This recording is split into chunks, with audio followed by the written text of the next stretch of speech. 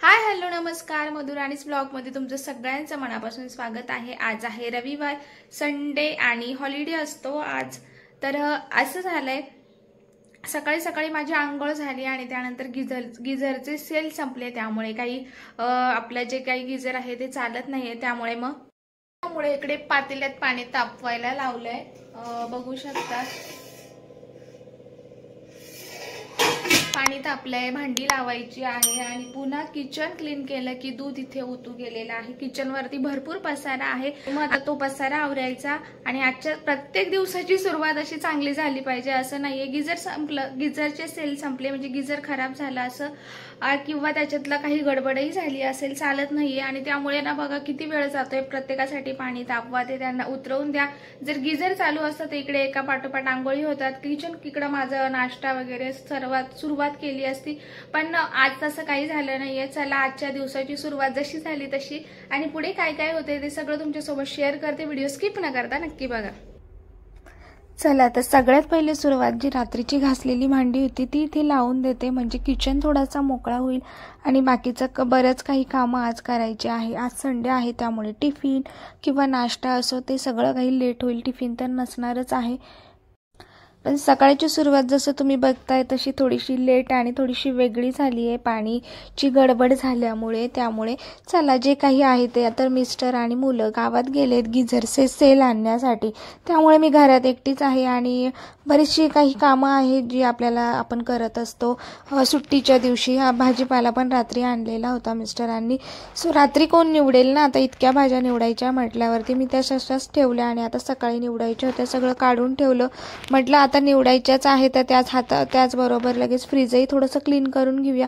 वरचेवर क्लीन करत राहिलं की डीप क्लिनिंगच्या वेळेसही इतका त्रास होत नाही, त्यामुळे आणि लगेच इकडे दूधही सांडलं होतं, दूधही उतू गेलं होतं। म्हटलं पूर्ण गॅस क्लीन करायच्या आधी तितकं जे दूध सांडलं तितकं क्लीन करूया, जेणेकरून स्वयंपाक करायला तरी आपल्याला मोकळं राहील आणि घाण होणार नाही। त्यानंतर जेवण वगैरे सगळं झाल्यानंतर किचन आवरतो त्यावेळेस आपण गॅस तर पूर्ण वॉश करतोच, त्यामुळे पहिले जितकं थोडंसं खराब झालंय तितकीच गोष्ट क्लीन केली आणि आता थोडीशी आपल्या शरीरालाही सवय लावते की जी गोष्ट तितकी खराब झाली तितकी तरी आपण क्लीन केली ना की पूर्ण ज्या वेळेस आपण डीप क्लीन करू तेव्हा क्लीन करू, त्याची वाट बघण्यापेक्षा ज्या छोट्या छोट्या गोष्टी आहेत त्या क्लीन करत गेल्या तर पुढच्या ज्या क्लिनिंगच्या वेळेस आपल्याला तितका त्रास होत नाही। जसं की मी आता तसाच गॅस ठेवला असता आणि स्वयंपाक केला असता तर जी दुधाची साय तिथे पडली होती ती जळाली असती, कडक झाला असतं, भरपूर वेळ घासणीने घासावं लागलं असतं।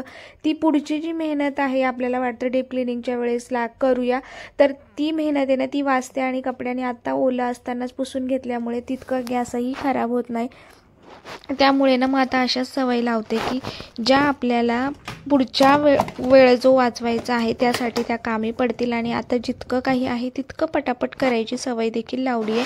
चला त्यानंतर फ्रीजमधले काही कंटेनर होते जे एक्सचेंज केले, म्हणजे आधीचे जे होते ना ते मी धुवायला टाकले आणि जे ऑलरेडी धुवून सुकलेले होते त्या डब्यांमध्ये मिरची बाकीच्या काही भाज्या वगैरे त्या ठेवल्या होत्या आणि काही भाज्या अजून निवडायच्या आहे। तर दूध वगैरे सगळं मुलांचं पिऊन झालं होतं, आमचा चहा झाला होता, त्याची भांडी होती, काही एक्स्ट्राची भांडी आपण काढतो, किचन वगैरे क्लीन केला, काही रिकामं केलं तर अशी सगळी भांडी, फ्रीजमध्ये काही कंटेनर होते, या सगळ्या गोष्टी आताच इथं वॉश करून घेते आणि त्यानंतर मग बाकीची कामं करते। कितीही नाही म्हटलं तर संडेच्या दिवशी भरपूर वेळा भांडीही घासून होतात। चला भांडी वगैरे सगळं झालं, मिस्टरही आले गावातून, गिझर फायनली चालू झाले आणि सगळ्यांच्या आंघोळी झाल्या, म्हणून इथे शिरा बनवायचं ठरवलं। आता आहे श्रावण महिना, भरपूर ठिकाणी सत्यनारायण पूजा होतात आणि मग प्रसादही असतो मस्त, तर प्रसादाने काही मन भरत नाही, त्यामुळे म्हटलं प्रसादासारखा शिरा करूया, कारण की केळीही घरात होती। तुपामध्ये छान केळी फ्राय करून घ्यायची मस्त अशी मेल्ट होईपर्यंत, काजू बदामही मी फ्राय करून काढून घेतले। त्यानंतर बारीक रवा घालायचा, रवा छान त्या केळीच्या आणि तुपामध्ये छान भाजून घ्यायचा मस्त कलर बदलेपर्यंत। तुम्ही बघू शकतात घरगुती तूप मी जे जन्माष्टमीच्या दिवशी बनवलं होतं। त्यानंतर वेलदोडाही इथे थोडासा बारीक करून घातला आणि त्यानंतर गरमागरम दूध घालायचं, दूध घालून मिक्स केलं की साखर घालायची, थोडीशी वाफ द्यायची आणि मस्त असा प्रसादाचा शिरा इथे रेडी होतो आणि जे खाऊन सगळ्यांना खूप आनंद झाला। सकाळी सकाळी मस्त असा गोडाचा शिरा खाल्ला आणि त्यानंतर मग घरातली बाकीची कामं करायला घेतली आणि नुसतं म्हटल्यावरच आपला हा संडे फक्त स्पेशल संडे म्हणजे खाण्यासाठीच नसतो, तर बरीच कामं या दिवसात आपल्याला करायची असतात. आता थोडासा जळाला आहे म्हणण्यापेक्षा ना मी जाळलाय, कारण की मिस्टरांना जळालेला शिऱ्याची खालची जी खरवड असते ती जास्त आवडते. हॉल किचन सगळं काही क्लीन करायचं होतं, पण भाज्या जर खराब झाल्या ना तर नंतर खूप जास्त निवडायला त्रास होईल. आणि त्याला इतकी माती होती, कारण की पाऊस चालू झालेला आहे पुन्हा, त्यामुळे भाज्या निवडताना तिथे खाली मातीच होते. म्हणून मग मी इथे सगळ्याच भाज्या ॲट अ टाइम घेऊन बसले. नाश्ता झालेला होता, मशीनवरती लावलेला आहे, किचन क्लीन झालेलं आहे, त्यामुळे मग निवांत इथे मुलांची मस्ती चालली होती, भाज्या केल्या. चला खालचे फरशी वगैरे सगळी कामं आवरून मी वरती आले, मशीन लावली होती. शिवांशचा हा कालचा ड्रेस आहे, तो आता लगेच कपाटात ठेवून द्यायचा होता, कारण की काल तो छान कृष्णा बनला होता. तुम्ही अजूनही ब्लॉग बघितला नसेल तर नक्की जाऊन बघू शकतात, खूप मस्त तयार झालेला होता. चला वेळच्या वेळी कामं करायची सवय लावली म्हणून तुम्हालाही मी प्रत्येक मिनिटाला आठवण देते, कारण की तुम्हालाही ती सवय लागावी. नाहीतर काढलेला ड्रेस तिथे 4 दिवस पडला तर तो खराब होतो आणि परत आपल्याला धुवायला लागतो.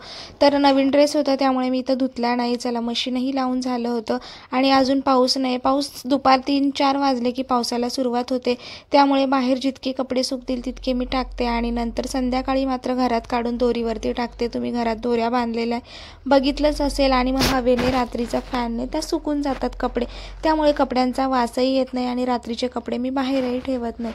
चला आता सगळीच कामं झाली. आता दुपारचं इतकं सगळं करतोय आणि थोडाही आराममध्ये अजिबातही ब्रेक नाही आहे. आणि आता जेवणात बनवायचं होतं, मग काय बनवावा काही सुचत नव्हतं, त्यामुळे म्हटलं चला बनवायचं तर आहे. थोडंसं डोक्यात विचारही चालू होता काय बनवूया, आणि कपडेही तर वाळवायचे कामं चाललेले होते. तुमच्याहीकडे संडे स्पेशल काहीतरी असेल आणि तुम्हीही असेच बिझी असणार संडेच्या वेळेस.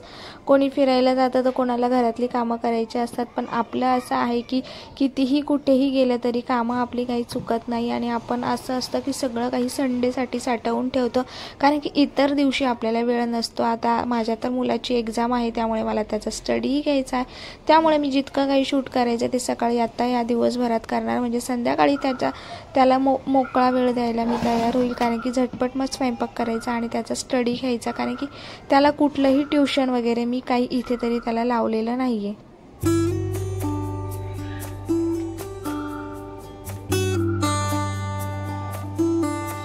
वरचा बेडरूम काही मी रोज पुसत नाही, कारण की वरती जास्त काही येणं जाणं नसतं. असेल तर मी एकटीच वरती येत असते, व्हिडिओ एडिटिंग असो, कपडे असो, या सगळ्या गोष्टींसाठी.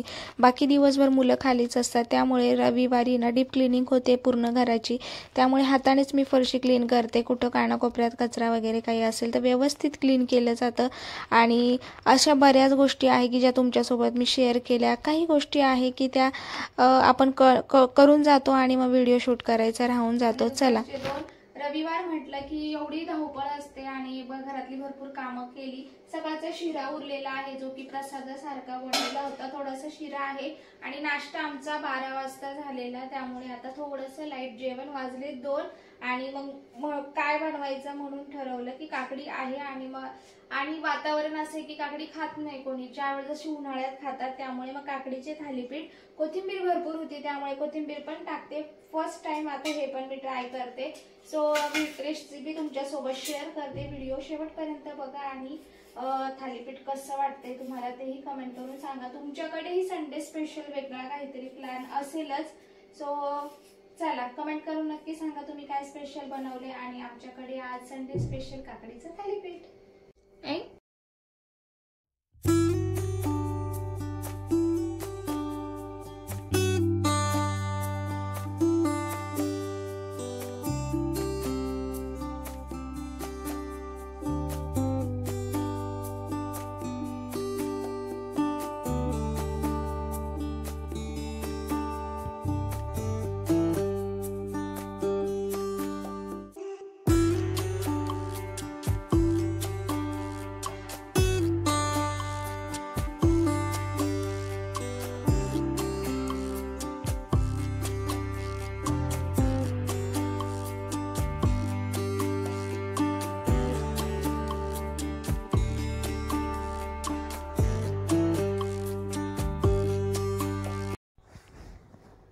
काकडी किसून झाली, कोथिंबीर स्वच्छ धुवून घेतली कारण की माती लागलेली होती आणि काकडीचा रस तसाच ठेवलाय। तर वाटण सगळ्यात पहिले करून घ्यायचं। यामध्ये हिरवी मिरची, लसूण, जिरा पावडर, तीळ घातलेले आहे सफेद आणि छान मिरची घालायची, मिक्सरला बारीक करायचं। यामध्ये आता घातलेला आहे कांदा, टोमॅटो, कोथिंबीर आणि वाटण घालायचं। काकडी घेतलेली आहे, तांदळाचं पीठ, बेसन पीठ, गव्हाचं पीठ हे सगळं मिक्स करायचं। एक चमचा तांदळाचं पीठ आणि बेसन पीठ आणि गव्हाचं पीठ थोडा एक्स्ट्रा। आता दुसऱ्या बाउलमध्ये पण मी करते कारण की आमचं जे थालीपीठ असणार आहे ते थोडंसं तिखट असणार आहे, ज्याने ते शिवांश खाऊ शकणार नाही, म्हणून त्याच्यासाठी वेगळं प्रिपरेशन असं मला करावं लागतं। ज्यांच्या घरात लहान मुलं असतील ना त्यांना या गोष्टी नक्की माहिती आहे। काकडीचं पाणी अजिबात काढून टाकायचं नाही, मस्त अशी टेस्ट येते। आणि हो थोडंसं घट्ट हे पीठ करायचं आहे कारण की काकडीला पाणी आपोआप सुटत चालणार आहे नंतर, आणि खूप जास्त पातळ व्हायला नको। सो पीठ इथे थोड्या वेळासाठी मी भिजायला ठेवलं, लगेचही करू शकतात, पण काय सांगू मी पहिल्यांदा बनवलं आणि इतकं सुंदर झालं की जे सगळ्यांनाच आवडलं। आता ना मला असं वाटतंय मी कोणत्याही प्रकारचे थालीपीठं बनवू शकते आणि घरात एवढ्या आवडीने खायला लागले। सो मस्तच वाटतंय आणि अशा पद्धतीने सेम याच पद्धतीने तुम्ही भोपळ्याचं थालीपीठ बनवू शकता। जसं मी काकडी किसून टाकली तिथे भोपळा किसून टाकायचा आणि एवढा आवडीने खातात। पण भोपळ्याचं तर भारीच लागतं, पण काकडीचंही तितकंच ऑसम लागत होतं आणि दह्यासोबत तर तितकंच सुंदर। 2 मिनटं मस्त त्याच्यावरती तव्यावरतीच थापलेलं आहे आणि एवढं सॉफ्ट होतंय ना की कोणालाच कंटाळा येणार नाही। झाकण ठेवून छान वाफ द्यायची आणि नंतर आता हे लोणी होतं, त्या दिवशी आपण नैवेद्यासाठी बनवलं, ते तर कोणी काही जास्त खाल्लं नाही कारण की नैवेद्य ठेवला, पण तेच लोणी टाकून हे थालीपीठ एवढे मस्त लागत होते आणि कितीही लोणी टाकलं तरी पावाला कसं आपण बटर लावून खातो तसंच सेम थालीपीठला ते एवढं मस्त लागत होतं ना। आणि गरमागरम करून दिलं तर कोणाला आवडणार नाही। आणि थालीपीठ अशी गोष्ट आहे की ती आम्ही सकाळी नाश्त्यात करत नाही, तितका वेळ नसतो, म्हणून दुपारच्या जेवणामध्ये शक्यतो आता थालीपीठ करायची सवय लागली, म्हणजे रोजच्या जेवणापासून थोडंसं वेगळं पण।